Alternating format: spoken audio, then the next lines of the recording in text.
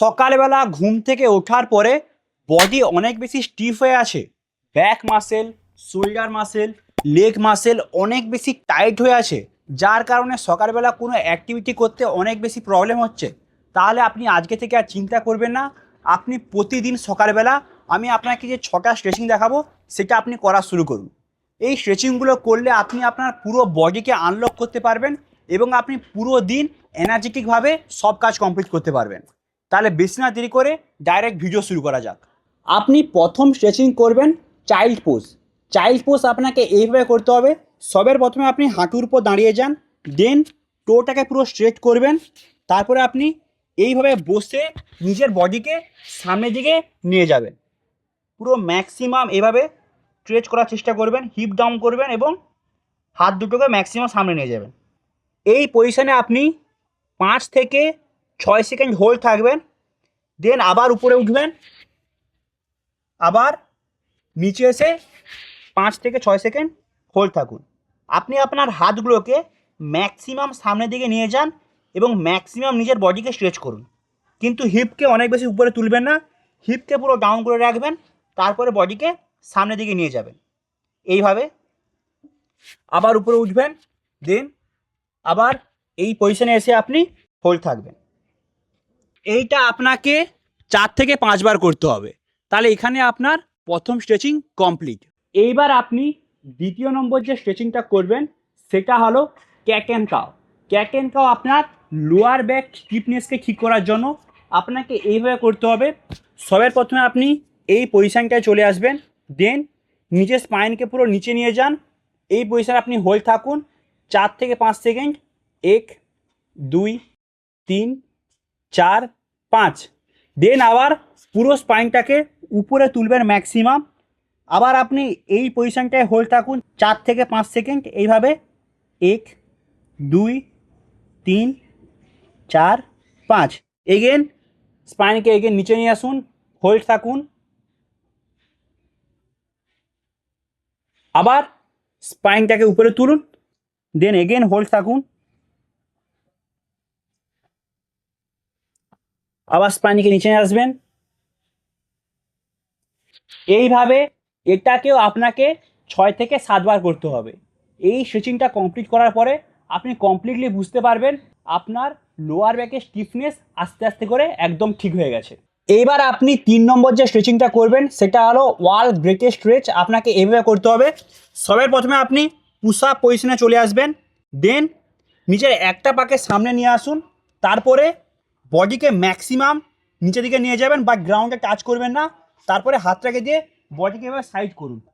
এই স্ট্রেচিংটা করার সময় আপনি আপনার পুরো বডিকে স্ট্রেচ করতে পারবেন।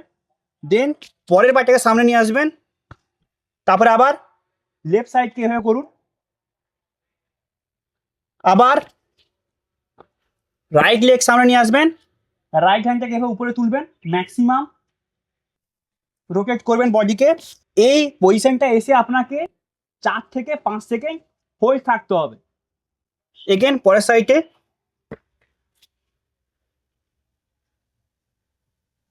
আপনি এইভাবে এটাকে 6 থেকে 7 বার করে কমপ্লিট করবেন। এইবার আপনি 4 নম্বর যে স্ট্রেচিংটা করবেন সেটা হলো কোবরা পোজ। কোবরা পোজ আপনাকে এইভাবে করতে হবে। সবার প্রথমে আপনি এই পজিশনে চলে আসবেন, দেন নিজের বডিকে আস্তে আস্তে করে উপরে তুলবেন এবং টোটাকে পুরো স্ট্রেট করবেন। উপরে তুলে ম্যাক্সিমাম হোল্ড থাকবেন 4 থেকে 5 সেকেন্ড, দেন আবার নিচে আসুন, আবার আস্তে আস্তে করে বডিকে নিয়ে যান এবং টাইট করে হোল্ড থাকুন, আবার আস্তে আস্তে করে আসুন, নিচে এসে আপনি 2 থেকে 3 সেকেন্ড থাকবেন, দেন আবার বডিকে উপরে নিয়ে যাবেন। উপরে গিয়ে আপনাকে 4 থেকে 5 সেকেন্ড হোল্ড থাকতে হবে।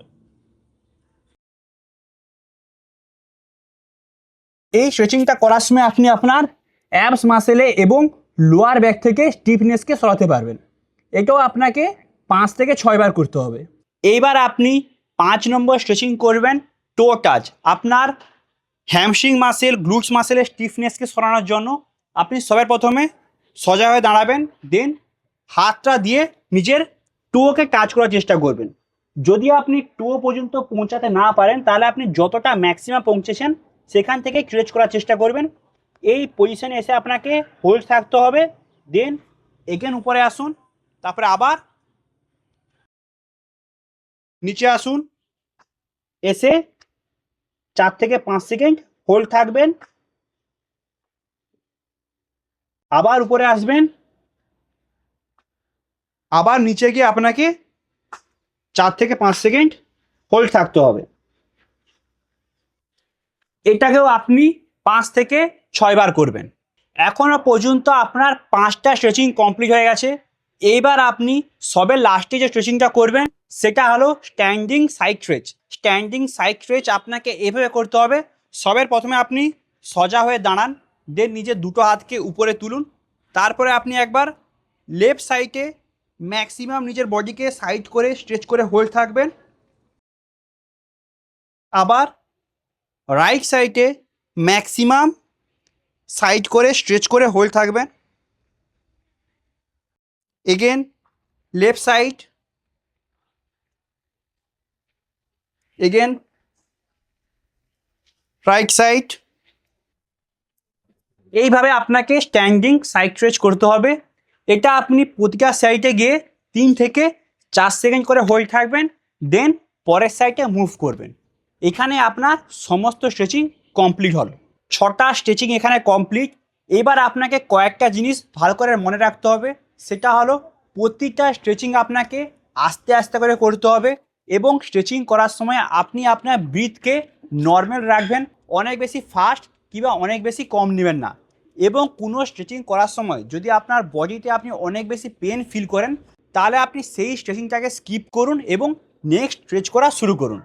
তাহলে আজকের ভিডিওটা এখানে কমপ্লিট হলো। আপনি যদি প্রতিদিন সকালবেলায় 6টা স্ট্রেচিং করেন তাহলে আপনি নিজের বডিকে অনেক বেশি ফ্লেক্সিবল করতে পারবেন এবং প্রতিটা কাজ করার সময় আপনার অনেক বেশি এনার্জি বাড়বে আর বডি অনেক বেশি এনার্জেটিক ফিল করবে। তাহলে এইভাবে বাংলাতে ফিটনেসের ভিডিও পাওয়ার জন্য এক্ষুনি আপনি সাবস্ক্রাইব করুন। আর আপনি যদি সমস্ত স্ট্রেচিং কমপ্লিট করে নিন তাহলে আপনি কমেন্টে অবশ্যই লিখবেন অল স্ট্রেচিং ডান। তাহলে দেখা হচ্ছে নেক্সট ভিডিওতে। আজকের জন্য টাটা, সবাই ভালো থাকবে।